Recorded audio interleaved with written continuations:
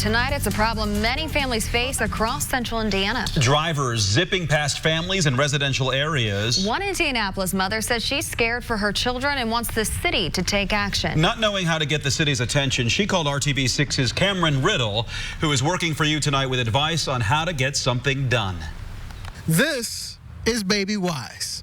He can't walk yet, but his mother fears for the day he can. She says because every time she has to carry him and his big sister across the street, she has to fear for the dozens of cars that speed way too fast past her home.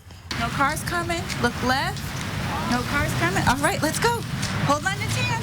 Just steps away from the Taylor family's home on New Jersey Street is the perfect patch of land for a playground. The only problem is getting there while dodging speeding cars has been a challenge. This is where all the neighborhood kids play. So we come across the street over there. Probably about 4 of these houses down here have kids in them. So we have to cross the street a lot. And of course, I watch them very, very closely, but it still makes me extremely nervous. Karina Taylor, a wife and mother to baby Wise and his 2-year-old sister London, says during the day, traffic isn't so bad. But during the afternoon rush, drivers use her residential street, which doesn't have speed limit signs posted, as another way to get around the traffic backups on Fall Creek Parkway. To slow drivers down, she's hoping the city will install speed bumps on her street. I would almost pay for them if we needed to.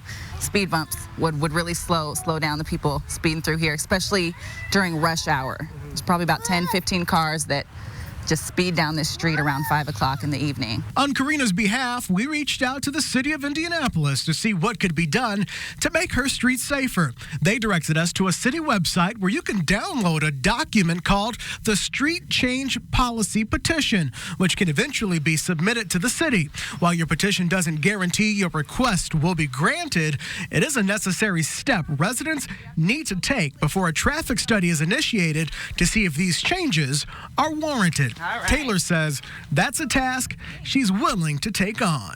Absolutely. Get with the neighbors and do that.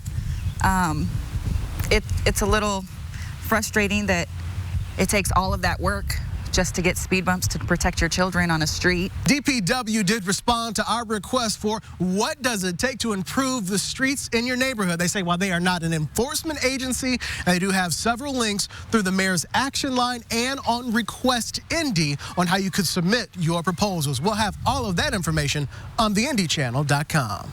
In Indianapolis, I'm Cameron Riddle, RTV6. Thank you, Cameron. And if there is not a speed limit sign posted, the speed limit in an Indiana residential area is 30 miles an hour. Now, DPW says if drivers are speeding on your street, you should contact IMPD for a more immediate response.